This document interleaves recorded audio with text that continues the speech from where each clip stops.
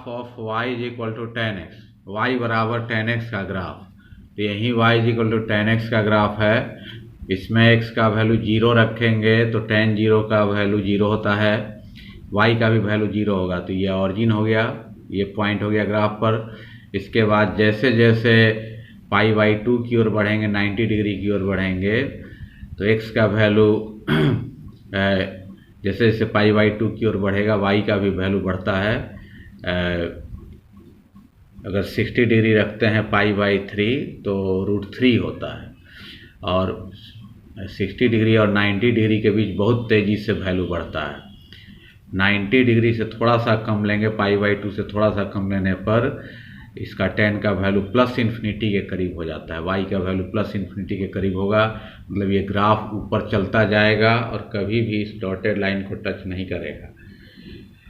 इसके बाद थोड़ा सा अधिक अगर लेते हैं x का वैल्यू π/2 से थोड़ा सा अधिक लेते हैं तो ये सेकेंड क्वाड्रेंट में हो जाएगा। सेकेंड क्वाड्रेंट में tan नेगेटिव होता है, तो tan x का वैल्यू -∞ के करीब हो जाएगा, -∞ के करीब होगा। तो यहाँ π/2 पर देखते हैं कि लेफ्ट हैंड लिमिट +∞ है, जबकि राइट हैंड लिमिट -∞ है। अलग अलग है, इसलिए यहाँ पर ये डिसकंटिन्यूअस हो गया है, ग्राफ टूट गया है। और यहाँ पर ये अनडिफाइंड है, इसका वैल्यू इन्फिनिटी रियल नंबर नहीं है, तो डोमेन में ये π/2 शामिल नहीं रहेगा। फिर यहाँ देखते हैं कि फिर जैसे जैसे π/2 से पाई की ओर बढ़ते हैं, ये 10x का वैल्यू बढ़ता है, फंक्शन इंक्रीजिंग है, और पाई पर जा कर के इसका वैल्यू 0 होता है। और पाई से जैसे ही आगे बढ़ेंगे पाई से 3π/2 के बीच, तो ये थर्ड क्वाड्रेंट हो जाएगा। थर्ड क्वाड्रेंट में tan फिर पॉजिटिव होता है, तो उसका वैल्यू 3π/2 के करीब जाने पर +∞ के करीब हो जाएगा। और फिर थोड़ा सा अधिक अगर लेंगे 3π/2 से तो ये फोर्थ क्वाड्रेंट में हो जाएगा। फोर्थ क्वाड्रेंट में tan नेगेटिव होता है, तो -∞ के करीब हो जाएगा। तो यहाँ भी डिसकंटिन्यूअस हो गया। तो इस तरीके से y का वैल्यू -∞ से +∞ की ओर, ऐसा ही ये बार बार रिपीट होगा। आगे भी फिर आगे बनाएंगे यहाँ से तो -∞ से +∞ की ओर, ऐसा ही फिगर बनता चला जाएगा। इधर x का वैल्यू +∞ तक ले सकते हैं, और इधर भी निगेटिव साइड में भी इसी तरह यहाँ देखते हैं कि +∞ से -∞ की ओर ये जाएगा, फिर यहाँ +∞ से -∞, इस तरीके से ये बनता चला जाएगा निगेटिव साइड में भी -∞ तक। तो इसका डोमेन हो गया -∞ और +∞ के बीच टोटल रियल नंबर r, और उसमें से जहाँ जहाँ y का वैल्यू, फंक्शन का वैल्यू इन्फिनिटी हो रहा है, अनडिफाइंड हो रहा है, वो x का वैल्यू नहीं होगा डोमेन में। तो हम लोग देखते हैं कि π/2 पर इन्फिनिटी हो रहा है, 3π/2 पर, 5π/2 पर, इसी तरह 7π/2 पर होगा, 9π/2 पर। मतलब π/2 में किसी और नंबर से 3, 5 ये सब ऑड नंबर हैं, मल्टीप्लाई करने पर जो आता है। यहाँ भी -π/2, -3π/2, -5π/2, -7π/2, इन सब पर होगा अनडिफाइंड। तो उसको डोमेन में से हटा देंगे, तो वहीं लिखा गया डिफरेंस करके 2n+1 ऑड नंबर होता है, तो π/2 का ये ऑड मल्टीपल है, ऑड नंबर मल्टीप्लाई है, और n बिलोंग्स टू i मतलब n इंटीजर है। तो इसमें n का वैल्यू कोई भी इंटीजर जैसे 0 रखेंगे n का वैल्यू तो π/2 हो जाएगा, तो π/2 हट गया। इसके बाद 1 रखेंगे तो 3π/2 ये हो जाएगा, 2 रखेंगे तो 5π/2 हो जाएगा, -1 रखेंगे तो -π/2 हो जाएगा, -2 अगर रखेंगे तो -3π/2 हो जाएगा।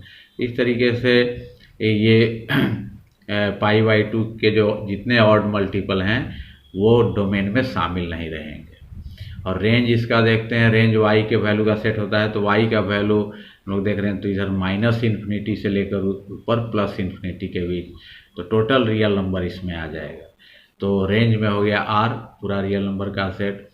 तो ये फंक्शन हम लोग देखते हैं कि ये फंक्शन है क्योंकि x के एक वैल्यू के लिए y का यूनिक वैल्यू प्राप्त हो रहा है। x का वैल्यू जैसे पाई लेते हैं तो y का वैल्यू 0 आ रहा है, 2π लेते हैं तब भी 0 आ रहा है, तो यूनिक वैल्यू प्राप्त हो रहा है। लेकिन ये फंक्शन मेनी वन है क्योंकि पाई पर भी पाई का भी इमेज 0 बन रहा है, 2 पाई का भी 0 बन रहा है, 3 पाई का भी 0 बनेगा, बहुतों का इमेज 0 बनेगा। तो ये मेनी वन फंक्शन है। और इसका जब इन्वर्स फंक्शन बनाएंगे तो उसमें y का जो वैल्यू है वो x का वैल्यू हो जाएगा और x का वैल्यू y का वैल्यू हो जाएगा, चेंज हो जाएगा। मतलब x एक्सिस पर जो है वो y एक्सिस पर चला जाएगा, y एक्सिस पर जो है वो x एक्सिस पर हो जाएगा। तो ये जो x एक्सिस पर दर्शाया गया है यही y एक्सिस पर चला जाएगा। Graph of y is equal to tan inverse x। तो y is equal to tan inverse x का यही ग्राफ है जो उसमें हम लोग देखे थे। tan x के ग्राफ में जो x एक्सिस पर लिया गया था π/2 पाई 3 π/2, वहीं यहाँ y एक्सिस पर लिया गया है π/2 3 π/2, यहाँ है 5 π/2। और इधर जो निगेटिव साइड में -π/2 -π -3 π/2 ये जो लिया गया था वो नीचे निगेटिव y एक्सिस पर वहीं लिया गया है। और ये जो पार्ट है ग्राफ का ये यहाँ पे दर्शाया गया ऐसे। तो इसमें हम लोग देखते हैं कि जब x का वैल्यू π/2 के करीब होता है तो y का वैल्यू इन्फिनिटी के करीब होता है। और यहाँ हम लोग क्या देखते हैं कि x का वैल्यू जब इन्फिनिटी के करीब होगा तब y का वैल्यू π/2 के करीब होता है, उल्टा हो गया। तो यही इन्वर्स फंक्शन हो गया। इसके बाद ये जो पार्ट इसका था वो यहाँ दर्शाया गया, ये यहाँ आ गया। फिर ये जो पार्ट है वो यहाँ पे दर्शाया गया, ये। और ये जो है जो कि -π पर क्रॉस कर रहा है ये भाग हो गया, ये दिखाया गया। और ये जो इसका पार्ट है यहाँ पर दर्शाया गया, ये। तो जो x एक्सिस पर है यहाँ पर y एक्सिस पर आ गया। और जो y का वैल्यू इसमें +∞ और -∞ के बीच जा रहा है तो इसमें x का वैल्यू +∞ और -∞ के बीच जा रहा है। तो उसी का ये इन्वर्स फंक्शन हो गया। तो ये तो फंक्शन था क्योंकि x के हर एक वैल्यू के लिए y का यूनिक वैल्यू इसमें आ रहा था, तो ये मेनी वन फंक्शन था। लेकिन ये फंक्शन नहीं कहलाएगा क्योंकि x के एक ही वैल्यू के लिए y के अनेक वैल्यू आ रहे हैं। x का वैल्यू इसमें अगर 0 लिया जाए तो y का वैल्यू बहुत सारा 0 भी आ रहा है, पाई भी आ रहा है, 2 पाई भी आ रहा है, -π -2 पाई। मतलब x का वैल्यू 0 लेने पर y के कई वैल्यू आ रहे हैं, मतलब 0 के कई इमेज बनेंगे, 0 भी बनेगा, पाई भी बनेगा, 2 पाई भी बनेगा, 3 पाई 4 पाई, बहुत से इमेज बनेंगे। तो यह फंक्शन के नियम के विरुद्ध है। फंक्शन में x के एक वैल्यू का सिर्फ एक ही इमेज बनना चाहिए, x के एक वैल्यू के लिए y का वैल्यू यूनिक होना चाहिए, जबकि यहाँ यूनिक नहीं हो रहा है। तो ये टोटल अगर लिया जाए तो ये फंक्शन नहीं कहलाएगा। तो इसलिए फंक्शन इसको बनाने के लिए इसमें से एक ब्रांच सिर्फ लिया गया है, यही जो डार्क किया गया है, तो यही इसी को प्रिंसिपल वैल्यू ब्रांच कहेंगे। तो इसी ब्रांच को सिर्फ ये फंक्शन माना जाता है। तो इस ब्रांच में हम लोग देखेंगे कि x के एक वैल्यू के लिए y का यूनिक वैल्यू इसमें होगा। x का वैल्यू 0 लेंगे तो y का वैल्यू सिर्फ 0 ही होगा। इधर भी x का कोई भी वैल्यू लेंगे 0 और +∞ के बीच, तो वहाँ से y एक्सिस के पैरेलल लाइन अगर ड्रा करेंगे तो वो ग्राफ को एक ही जगह काटेगा और उसी के सामने y का वैल्यू प्राप्त होगा। तो x के एक वैल्यू के लिए y का सिर्फ एक ही वैल्यू प्राप्त होगा। इधर भी x के एक वैल्यू के लिए y का सिर्फ एक ही वैल्यू प्राप्त, यूनिक वैल्यू प्राप्त है। तो ये इतना लिया जाए तो ये फंक्शन कहलाएगा। तो यही प्रिंसिपल वैल्यू ब्रांच है। और इसमें देखा जाए तो x का वैल्यू इधर -∞ तक जाएगा, ये ग्राफ चलता जाएगा -∞ और उधर +∞ के बीच बनेगा। तो x का वैल्यू टोटल रियल नंबर हो जाएगा। तो डोमेन इसका हो गया x के वैल्यू का सेट, मतलब r हो गया, टोटल रियल नंबर उसमें आ गया।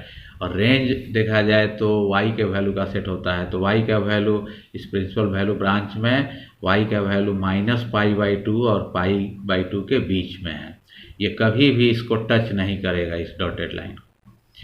तो कभी भी इसका वैल्यू y का वैल्यू जो है -π/2 नहीं होगा। तो इसके बीच होगा, -π/2 और π/2 के बीच y का वैल्यू होगा। तो वहीं ओपन इंटरवल में लिखा गया है, वहीं रेंज हो गया -π/2 और π/2 के बीच में होगा इन दोनों को -π/2 छोड़कर बीच में जितने अनगिनत रियल नंबर हैं वहीं रेंज में होंगे।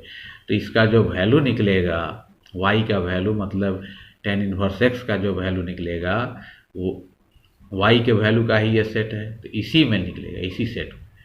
तो tan इनवर्स x का जब भी वैल्यू निकलेगा वो -π/2 और π/2 के बीच में निकलना चाहिए। तो रेंज याद रखना जरूरी है। Graph of y = cot x, y = cot x का ग्राफ ये दर्शाया गया है। ये x एक्सिस हो गया, ये y एक्सिस हो गया, यही इसका ग्राफ है। इसमें हम लोग देखते हैं कि x का वैल्यू जब 0 रखते हैं तो cot 0 इन्फिनिटी होता है। तो जब x का वैल्यू 0 तो y का वैल्यू इन्फिनिटी। ये ग्राफ इन्फिनिटी की ओर जाएगा बहुत ऊपर, लेकिन कभी भी y एक्सिस को टच नहीं करेगा, क्योंकि इन्फिनिटी कोई रियल नंबर नहीं होता। फिर इसके बाद x का वैल्यू अगर हम π/2 लेते हैं 90 डिग्री, तो cot 90 डिग्री का वैल्यू 0 होता है, y का वैल्यू 0 हो जाएगा। π/2 पर इसका वैल्यू 0, ये डिक्रीजिंग फंक्शन है, x का वैल्यू बढ़ेगा तो y का वैल्यू घटेगा। और आगे π/2 से जब बड़ा लेते हैं π/2 और पाई के बीच, तो सेकेंड क्वाड्रेंट हो गया। सेकेंड क्वाड्रेंट में cot निगेटिव होता है, तो इसका वैल्यू निगेटिव हो जाएगा, y का वैल्यू निगेटिव, तो ये नीचे ग्राफ जाएगा।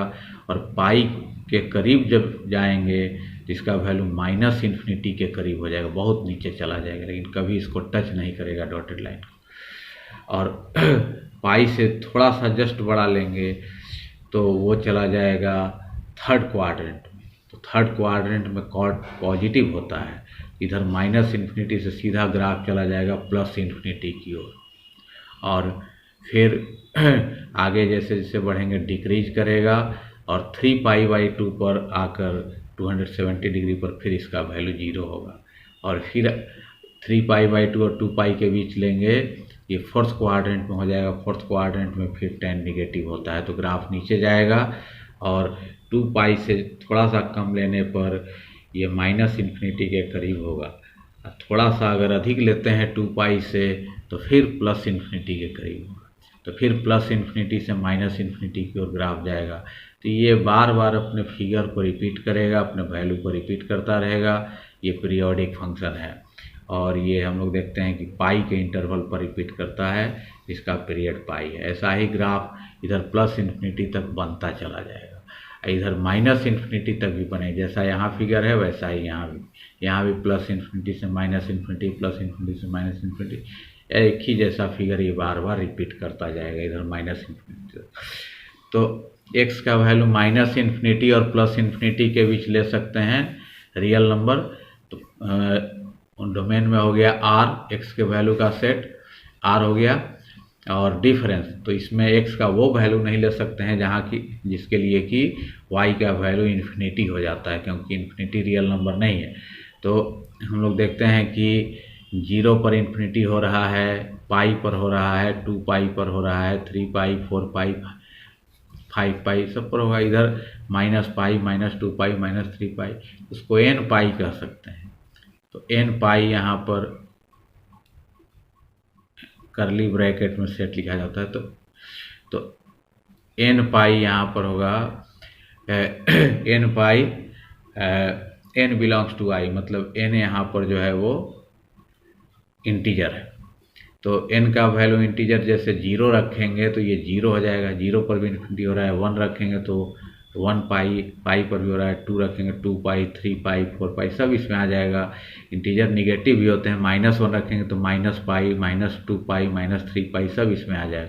तो वो सब r में से रियल नंबर के सेट में से उसको हटा देना है। हटाने के बाद जो बचेगा वो इसके डोमेन में आएगा। और रेंज होता है y के वैल्यू का सेट। तो y का वैल्यू देखते हैं उधर +इन्फिनिटी और नीचे -इन्फिनिटी के बीच सब रियल नंबर होगा। टोटल रियल नंबर r हो गया।